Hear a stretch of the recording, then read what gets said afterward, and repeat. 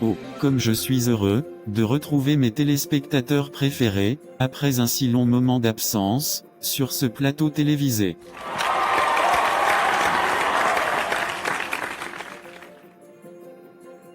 Oh oui, je sais que je vous ai aussi énormément manqué. Alors chers téléspectateurs, encore re-bienvenue sur notre plateau télévisé, mes plus grands secrets. Alors ce soir, nous accueillons sur ce plateau, Pasteur Orphelia, qui nous fera part de son témoignage, qu'elle avait gardé secret, à son père pendant sa jeunesse, qu'elle aimerait partager ce soir, afin de bénir quelqu'un. Tenez-vous bien, ça va secouer vos raisonnements. Alors, bonjour Pasteur Orphelia, et bienvenue sur notre plateau, la parole est à vous. Bonjour Monsieur Thomas, merci pour la parole. Alors, tout a commencé.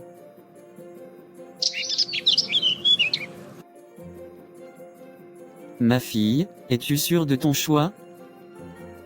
J'ai tout fait, pour qu'aucun de mes enfants ne manque plus jamais de quoi que ce soit. Mais le chemin que tu es en train d'emprunter actuellement ne me plaît pas du tout. Papa, je te comprends parfaitement. Cependant, je dois voler de mes propres ailes, en plus c'est clairement ma saison de mariage. Et si je rate cette saison, vraiment je ne saurais la rattraper. Il est encore étudiant ma fille, c'est vrai, qu'il se débrouille pas mal mais, quitter l'opulence pour la disette, je n'en vois pas l'intérêt. Mais bon, je respecte ton choix, mais si jamais j'apprends que tu manques de quoi que ce soit, je t'assure qu'il me connaîtra, sous un nouveau jour.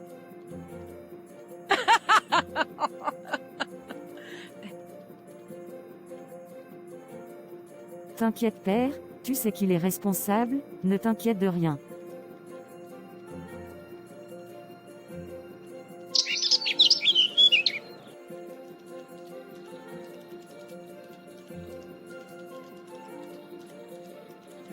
Ma chérie, tu as pu rassurer ton père? J'espère qu'il bénira notre union. Son accord est très important pour moi. Oui mon cœur, il est d'accord, il veut même prendre en charge toutes les préparatifs du mariage, un peu comme étant son cadeau de mariage pour nous. Ça te permettra de garder tes économies et nous permettre après le mariage de ne pas penser à quoi manger. Je dois t'avouer que je me sens un peu gêné. J'aurais bien voulu être en mesure de te couvrir de tout ce qu'il y a de plus beau, mais bon, ton père est aussi le mien, alors j'accepte son cadeau de tout cœur.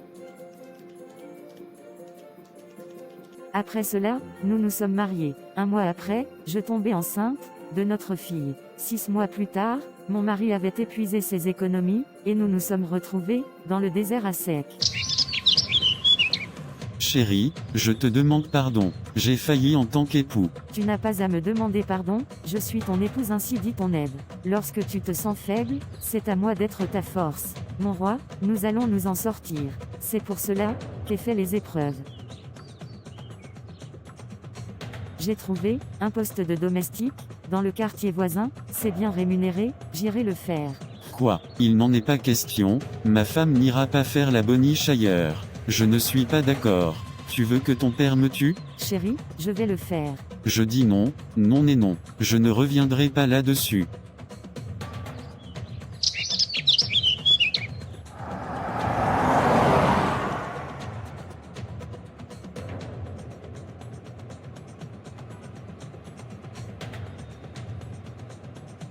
Bonjour madame, j'ai vu l'annonce pour le poste de domestique. Je suis là, à cet effet. Mais vous êtes enceinte de 6 mois, c'est bien risqué.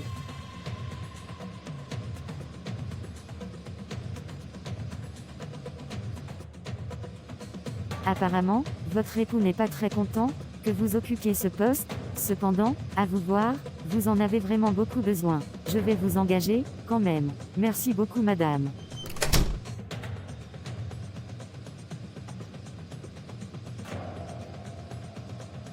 Mon cœur, nous allons nous en sortir, et foi. C'est juste une épreuve par laquelle on doit nécessairement passer, afin d'être changé, transformé par Dieu, et rentrer dans une nouvelle dimension de gloire. Ça ira mon cœur. Amour, c'est juste une période, une saison de la vie. Mais cela ne résume pas une vie. Intéressant. Et oui, c'est comme ça que j'ai commencé à travailler en tant que domestique. je torchonnais, je serpillais, je m'occupais aussi des enfants. Mais l'amour que j'éprouvais pour mon Dieu, et mon mari, me fortifiait davantage, car en partie, je le faisais pour lui, et par conséquent pour nous.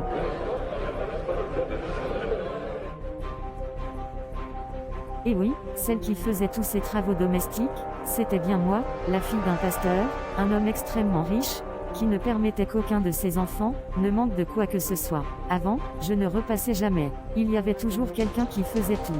Mais là je m'étais retrouvé plus bas que terre. Mais par amour, je l'ai fait. L'amour d'une femme est vraiment sans mesure.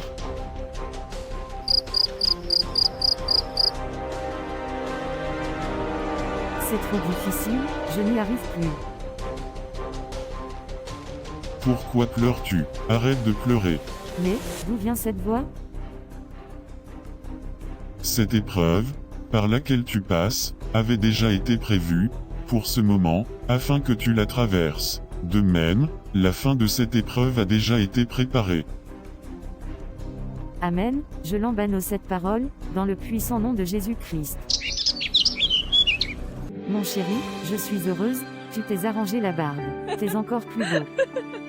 Arrête, tu essaies de m'embrouiller. Toi aussi, j'ai remarqué, que tu t'es faite, toute belle. Apparemment, ce poste de domestique, te fait beaucoup de bien. Même si je n'approuve pas du tout que tu le fasses, te voici heureuse et rayonnante, m'apaise un peu. Cependant ne force pas trop, car notre fille est en toi, ne l'oublie pas. Ne t'en fais pas mon miel, tout ira bien pour moi. Ma patronne est aussi chrétienne et très compréhensive. Je vais la servir avec excellence, comme si sa maison était la mienne. Je t'aime.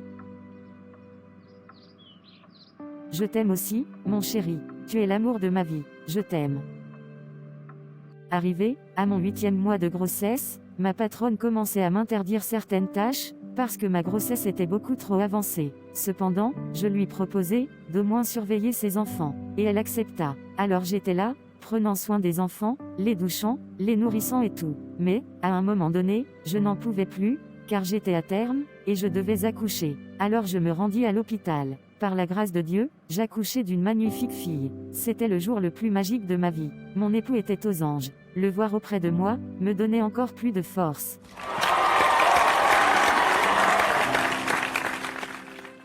Alors, le 2e jour de mon accouchement, je reçus la visite de mes employeurs, qui vinrent me voir à l'hôpital. Alors, ils ont prié avec mon mari et moi. Alors, ils me dirent, « Orphelia, nous avons un peu d'eau pour toi. » Je me suis dit, bah ça tombait bien, car j'avais extrêmement soif, après l'accouchement et tout. Frère, ce n'était pas de l'eau. Plutôt des jus, des cartons de jus, des couches pour bébé, des vêtements pour bébé, des cartons de vivres et denrées alimentaires. Et oui, les cartons remplissaient tellement la chambre, qu'on dut les embarquer, à la maison. Mon époux était en larmes. Je me suis déplacée de l'hôpital à véhicule. Ils ont tellement pris soin de nous. Ils ont semé dans nos vies, pendant 5 ans, jusqu'à ce que mon époux soit promu directeur général.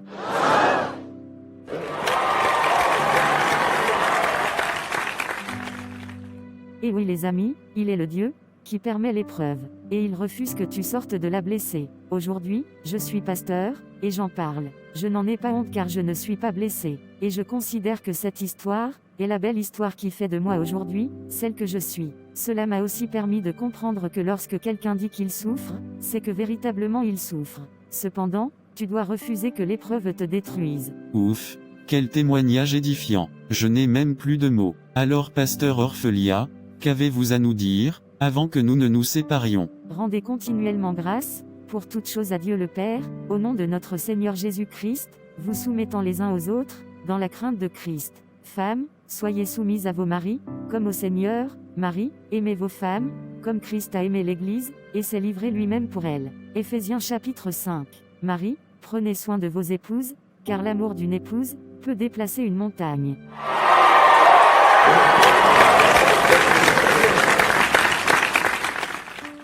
Alors, chers téléspectateurs, nous sommes à la fin de notre émission de ce soir. Nous remercions le pasteur Orphelia pour le sacrifice de son temps et du partage édifiant.